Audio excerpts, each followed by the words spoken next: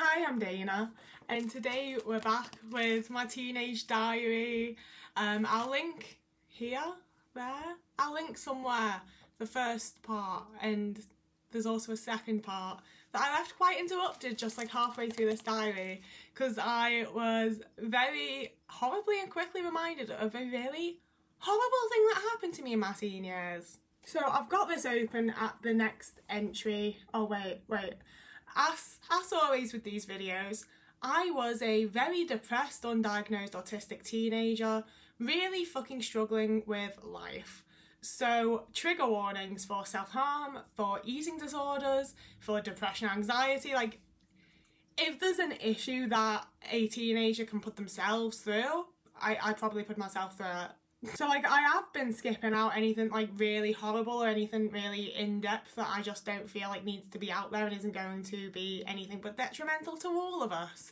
But there's still some bits that I think are kind of important or kind of like meaningful that are kind of horrible that I leave in. So if you don't want to hear about that, that's completely fine. Just watch a different video. It doesn't even have to be from me, it can be any video. Watch one that'll cheer you up. So I've got it open at the next page on from where I was when we ended, and this was the thing that massively jogged my memory of what had happened. So I had essentially started going to like a little like LGBT teen club for like gay teens that didn't fit in anywhere and didn't have anywhere to go and were getting bullied, and some of the guys there had sort of taken me under, it felt like they'd taken me in under their wing and really cared about me and were really trying to like help me and be kind to me. And like we're all very depressed queer teens, so none of us were having a good time. I don't know why I'm trying to make excuses for them. So these two teenage boys told me how they were also struggling with self-harm. They also felt really bad about themselves. They didn't have any self-esteem. They were in the same boat as me essentially. And they'd been very like, we can support and help each other through this. And me being a anxious, neglected, sad little teenager, I got real fucking attached to them, you know, like I got very, very emotionally attached to them, and they played into that and they really allowed it to happen, you know. And I don't want to be too shitty about them because they were teenagers and they hadn't had like the learned life experience to do better, but they were really fucking, you know, as an adult I'm just like, they should have been better about that. They shouldn't have. You know, like the people that were immediately like, you're weird, please leave us alone, actually did me much better than these guys that were like, no, you're not weird, you're just like us, we understand you, come with us, it's okay. And I very quickly became very vulnerable with them. I told them like everything that I was going through. You know, I trauma dumped on them. I dumped a massive amount of very difficult shit onto these teenage boys, and I understand that must have been very difficult for them as well. But they started essentially a pact with me where if I were to self-harm at any point, I would have to tell them, this is what happened, this is what I did, this is why I did it. And then the first time that I did that and I was like, yo, I've had an awful day, this happened to me in school, this happened, I've just self-harmed, I don't really know what to do, I'm feeling very overwhelmed, feeling very sad, you're the person that said that, you're here to support me. And they replied by replicating my self-harm on themselves and being like, look what you did, I've now had to be hurt because you did this to yourself, now you can see how much it hurts the people around you when you do this. And that's what this page is about. And I very like,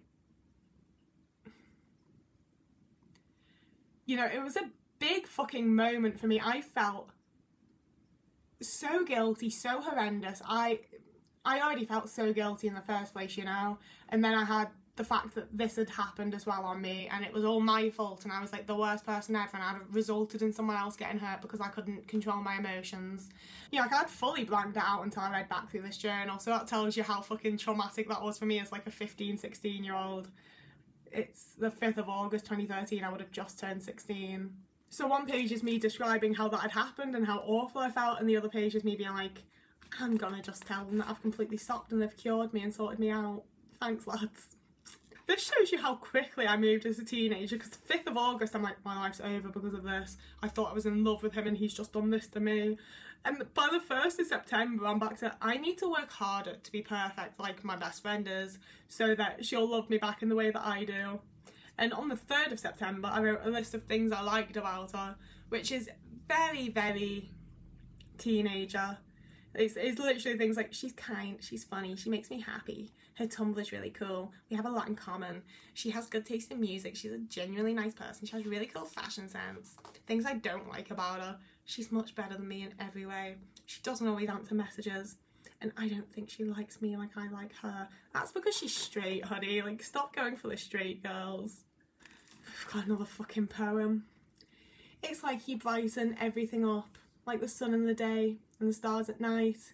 Your beauty makes everything beautiful, and I'm falling hard and fast. Anyway, this is my Lipper thing. This is from when I was doing the Lipper summer school.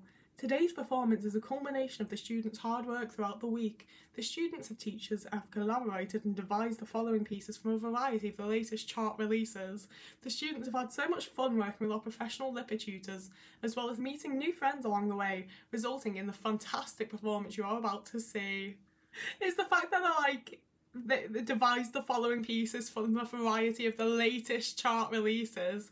It's Back to Black, Country Blues, Iris, Dance Dance, Basket Case, Endgame, Ho Hey, Fade to Black, The Chain, Heartbreaker, Falling Down, Ambiguous, With Open Arms, Prisoner, Roxanne, Fluorescent Adolescent, I Won't Come When You Whistle, Warning Signs, Is This Love, Paranoid Android, and Heartbreaker. Was that? Oh, it's the same song on there twice by different people. So the ones that I was on were Heartbreaker the first time and Falling Down. Was I on anything else? No, that was it. My parents paid like £400 for me to do that. The funny thing is, all I actually remember from this summer school that I went to is that we did Proud Mary, and that's not even on here. Like, when was that? Who'd we do that for? I have no idea what this is, like either of these things. Obviously that's like some sort of clothing tag, but I don't remember what it's from. It is cool though. And then there's the EBU Master Points. This is to certify that Mrs. Babs has this day scored words figures 6 local points, initials DM, date 26th of the 4th, 83. This certificate is valid for 3 years from the date of issue. It should be submitted for registration within that period to the Master Points Office. Provided that you are the original member of the EBU, your name will be entered on the Master Points Register. What is that? Does anyone know what that is? I might give it a wee Google after this. What's an EBU Master Points? And then there's the West End hit, The Story of a Legend, Lennon. That was running from the 23rd of August to the 14th of September 2013. I don't think I actually went to see it. Probably just wanted to, and that's why I stuck it in here. I've got a newspaper clipping. When's it from first? Obviously it'll be around 2013. Monday, August 5th, 2013. Oh!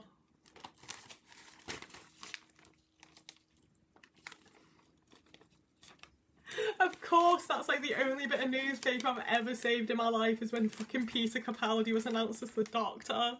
Sometimes I'm like, why did I have like such severe food issues? And then the shit like this, like, the 10-year-old who weighs 24 stone. Leave her alone, Christ. It is so wild to me that like when he was cast, they're literally just like, oh, it's the guy from The Thick of It. Yo, I don't know how like much I've talked about it on here. Like, obviously you all know that I'm Doctor Who people. I'm a Doctor Who person, but I fucking hate Peter Capaldi. Like, I watched the thing where he was announced, obviously, because like this was like sort of the height of my obsession by the looks of things, and I don't think I've ever been so fucking disappointed as when that man walked on stage and me and my mum were like, that's John Frobisher, that man literally killed Janto, why the fuck is he the Doctor? Anyway, lovely drawing on the other page, very Winona Ryder and Girl Interrupted. Right, this is one of the parts that I'm very like, I don't know if I want to show this. I'm a bit embarrassed about it. I think it's very triggering. I think it's very odd. But it's also like an honest part of my teenage experience. And honestly, I think it's probably something that other people did as well. I'm not going to show you because I think it's a bit much. But I would occasionally paint with my own blood. And then I'd get embarrassed about the fact that I painted with my own blood because I was like, oh, actually, that is a bit weird. And then I'd write shit about how it was coffee, but it very much wasn't. Oh, we've got this lovely little page where I've like glued them together and it says, I don't belong anywhere anymore, with some abstract shit. more abstract shit. That was, I spent like 3 weeks looking through all of those, like, I can't even remember what they're called now, but the things that are like this but in black. Because I was like, I can see so much shit in this stuff. Does that mean I'm losing my mind? Fucking Sherlock phase. The troll hole. I especially love that because I know that at the time that would have been a Looking for Alaska reference, and now I'm just like, you gotta play the troll toll if you want to get into that boy's hole. Like, Always Sunny has made so many things better for me. 4th of October 2013, we've got another little poem. I love you so much. It hurts. Really hurts. Because I know you'll never love me back like that. I fantasised about it, but I'll kill myself before someone else. Kurt Cobain. I think that might have been like the arse end of my Heathers phase where I was like, actually, probably not gonna murder anyone in my high school. Some more bits of abstract shit. Where is my epiphany? We're still waiting for it, baby. That's the thing, is once I start like going through like the artsy bits of these, I forget that it was me that did this. I'm like, fuck. And it just gets worse. So all of this says I'm fine, apart from the top bit that says help me. And the other little like fucking, I mean, he looks like a Pokemon, and in his mouth it says, I'm being eaten inside out. I'm like, that's not how it works, baby. If I let myself leave, will you follow? Care? Notice? Probably not. We've got another blood page. God, that's grim. This was when I was starting to get into Nirvana. It says smells like Teen Spirit over it. How long is a piece of string? This long. Feather in the wind. What is that? I mean, obviously, like, it's a bit of chiffon with like some paint on it. Where'd I get that? What is it?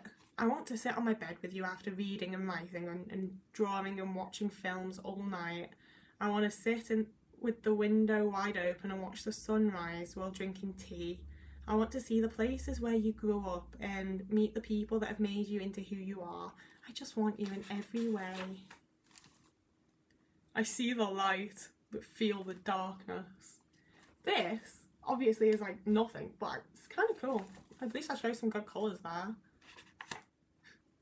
These walls are closing in, and another one of these little guys. She's fun. I like her. Some random postcard, the Albert. I think, believe in what you believe in, fight for what you believe in. I think that I might have actually gotten that postcard as like a little free thing to take when I went to the Fact Cinema in town for the first time and saw the Cornetto trilogy. Good luck present from Mum. Acted Up Lipper 2011. I remember getting that. Every now and again my mum would get me like a bit of perfume or whatever else, and I'd see it as like some sort of like major good luck thing, because like my mum didn't give me things very often, and when she did it was often like kind of shit. But yeah, I'd get like super attached to anything my mum gave me that I could like wear and keep on me and shit, like any little bits of jewellery or perfume, so I stuck that in there. I'm not going to kill myself, I'm going to be happy. Nice decision you made there. I'm sick and tired of being sick and tired. And also got tired of drawing the scales on that fish, apparently.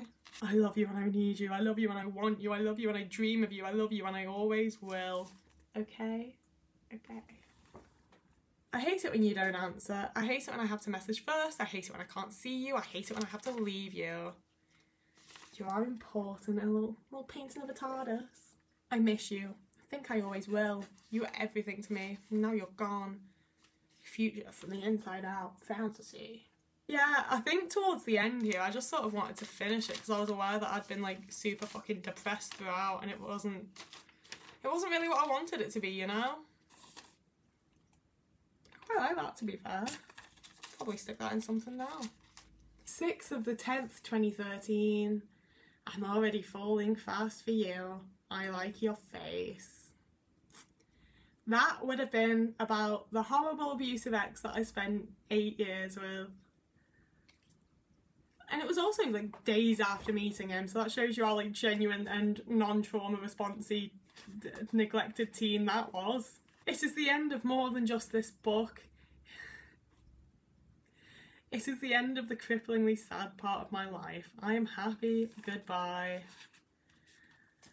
I really thought that relationship and moving out with my parents and starting my independent life was going to change everything and make me so much happier and make everything so much better.